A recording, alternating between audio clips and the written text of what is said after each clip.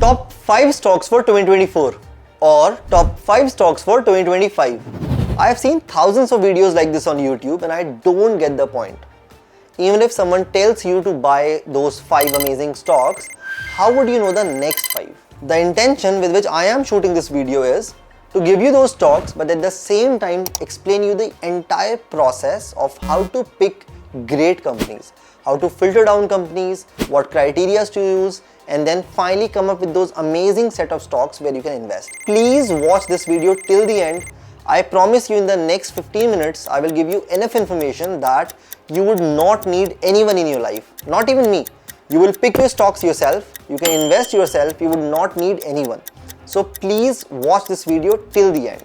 Now, this is the last chapter of our fundamental analysis series. If you have not watched part 1, 2, 3, 4, 5, it's okay. I'm gonna summarize those videos in this video, but if at any point you want to get into details, you feel free to watch the previous parts as well. Before we start, I wanna tell you this entire series, in fact this investment style, is heavily inspired by Peter Lynch. If you don't know about Peter Lynch, please read it on Google. He is one of the best hedge fund managers the world has seen, and 2 of his books, One Upon Wall Street and Beating the Street. So all of these videos are inspired by those 2 books. I myself invest majorly as per Peter Lynch because I kind of consider him as my role model, and I hope if you follow this pattern, this will get you at least, I think, more than the benchmark every single year. Just a sneak peek, the stocks I'll tell you in the end, if you had invested in those stocks a year ago, you would have, if you had blindly invested in those stocks, you would have made at least 65% in just 1 year. With some analysis, you would have made almost like 90 to 100% in just 1 year. This framework has 6 steps and I'll tell you each step one by one. So let's begin. Step 1, market capitalization. Now I've explained that in this video that Peter Lynch always used to search for stocks that belong to small cap and mid cap categories because he strongly believed, which is also a reality, that small companies or mid cap companies can double very easily. It's not easy for a large cap company to double. So your money can easily become 2x, 3x, 4x if you invest in good small cap or mid cap companies. It's very important to understand this word good here. If you invest in a bad or a bogus small cap, mid cap companies, the entire company can just go under and you would lose everything. So what we have to find is good small cap and mid cap companies. Now in this video I explained to find out companies that belong to small cap or mid cap categories. This is done by market capitalization. If the market cap is less than 5,000 crores, that basically means the stock is in a small cap category. If it is between 5,000 and 20,000 crores, that means it's a mid cap segment. Now let's go to screener, filter the stocks that belong to this category and get our list of stocks where we can invest. So let's go there. So I'm on screener right now. If I click on screens and then I click on create new screen, this is the part where I can write a query. I would highly recommend you to explore screener, understand how to write queries. It's a really powerful tool to filter down stocks based on a lot of criteria that you can use. In this video also I'll give you a small sneak peek of how to use screener. So I'll start with building a query right now. I'll start with market capitalization and I want stocks that at least are greater than 500 crores because I don't want those micro cap stocks. Those are very risky, so avoid those. So I'll add market cap greater than 500 crores and then I'll also add and market cap should be less than 20,000 crores. This will basically give me all the small cap and mid cap stocks. And if I click on run, it gives me 1489 results. Now obviously I cannot invest in all 1489 results, but at least from the original list, which is almost 5,000, we have filtered down all the small cap and mid cap companies, which is 1489. And I now from this point I can build on top of it. This brings us to step 2, which is we want companies at a discount. And how do we find companies that are at a discount? Using this amazing ratio called as PE ratio. I've explained this in detail in this video. If you want to get into details, watch that video. If not, stick to this video. Now, basically PE ratio tells if the stock is underpriced or overpriced.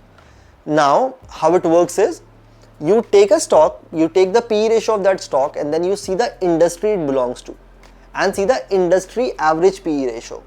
if the industry average PE ratio is more than the stock's PE ratio, that basically means the stock is kind of underpriced. If the stock's PE ratio is more than industry PE ratio, that basically means it's overpriced. It does not tell the quality of the stock, just if it is at a discount or not at a discount. So the next filter we're going to use is PE ratio on screener. So let's go to screener, apply that filter, and let's see what happens. So here I'm back at screener with my 1489 results. And if I now go back and build on top of this query, I'll write and the price to earning. So PE ratio or price to earning is the same thing, should be less than industry PE. This is how we can find those discounted stocks. So as I run, I see 623 results. From almost 1400 results, we have come to 623. These are small or mid-cap companies and they are also trading at a discount. We don't know if they are quality stocks or not, but they are at least at a discount right now. Works? Step 3, growing companies. Now we can't just buy garbage at a discount. So PE ratio gives us just the partial picture. What we essentially want is, we want companies that are at a discount, but those that are growing right now. And how do you find growing companies? That basically are earning more money every single year. Even if you own a shop, if you have any kind of business, if it does not generate more money every year, is it really growing? I don't think so. So basically, in the stock market also, we would find those companies that are trading at a discount but consistently growing their profits. And how you find that? We can use this profit growth for the last 5 years, should be at least 20% year on year. And Peter Lynch used to use the same filter. He used to look for companies that are growing their profits every single year. Now if I go back on screener and I use this filter, so look at this. I had 623 results in my last query. I'll just scroll down and then I have again the place where I can write the query. So I'll now add on top of this query, which is, I'll write and profit growth 5 years should be greater than 20. This is what I want. The company should be at least growing, average profit growth should be more than 20 year on year. If I run this query, now I am just left with 265 results. These are small cap or mid cap companies. These are companies at a discount because the PE ratio is less than the industry, and then they are also growing at least on an average 20% year on year. So they are not just garbage companies, but we are not done yet. This is just 3 steps of this framework. This brings us to 4th step, which is PEG ratio. Now this is a very important filter that Peter Lynch used to use. And what exactly is this filter? So PE ratio gives us this partial picture of if the companies are at discount or not. PEG ratio gives a much better picture, because if the stock is, let's say if the stock's price has doubled in the last 1 year, but the profit has, let's say, grown by 200%, then obviously the price has not moved in the same direction, just like the growth of the earnings growth of the stock, which means it's kind of undervalued. But if the earnings have, let's say, just moved up by 100%, but the stock price has moved up by 400%, is it even undervalued? It's not. The earnings have already been factored in this stock, and there's no point investing in a stock which has already shot up like crazy. So PEG ratio gives this value. If you want to get into more details, watch this video. I've explained PEG ratio in detail in this video. For summary, if the PEG ratio is less than 1, that basically means the stock is underpriced. If it is equal to 1, that basically means it's fairly priced. If it is more than 1, it means it's overpriced. So we'll use this filter on screener to find those companies that are underpriced right now. Okay, so I'm back on screener with my 265 results from the last query. I'll scroll down. This was my profit growth. I'll add my PEG ratio filter here, and PEG ratio should be less than 1. This is what I wanted. Run this query and we are left with 208 results. We are getting somewhere. From 1500 we have reached to like 208 results. Now these are the companies that have been growing their profits, but the stock price has not grown exponentially. There's still a lot of growth left in the price. The company has been growing. Cool. 4 steps are done. Now a very important step which Peter Lynch always used to emphasize. So step 5, strong balance sheet. Now Peter Lynch always emphasized on companies, or started investing in those companies that have strong balance sheet, because if the company's balance sheet is weak, it will just crash when the economy downturns. what we essentially mean by strong balance sheet is the company's debt level should be manageable. For example, if your home loan EMI is 1 lakh but your salary is 80,000, is it even manageable? It's not. If your home loan is again 80,000 and your salary is also 80,000, even then it is not manageable. It is manageable when, let's say, your salary is 1 lakh but the EMI is 25,000. Then it is kind of manageable and it's kind of sustainable as well. This is exactly what we want in stock market as well. We want companies that are growing but not growing just by getting more debt and debt. We want companies that have manageable debt, and Peter Lynch used to emphasize on it a lot. And this is exactly what we also want in our investment criteria. We want companies that have low debt and have a strong balance sheet. Let's go on Screener, apply this filter and let's see what happens. So if I go here on Screener and I'm left with 280 results from the last criteria, if I scroll down, I would see this is my query, the PEG ratio less than 1. So see, I'm going pretty fast. If you think I'm going too fast, please pause the video, watch the query, understand it. If not, just carry on. So I'll write and debt to equity ratio. This is the ratio through which you can calculate if the debt is manageable or not, should be less than 0.25. This is what Peter Lynch also used to suggest. Companies that have manageable debt. Now if I run this query, I'm left with 108 results. These are the companies that are growing and also have manageable debt. Now these are the top 5 steps of this framework. The last step, which is also a very important step, which is return on equity. Now there are two concepts, return on equity and then return on capital employed.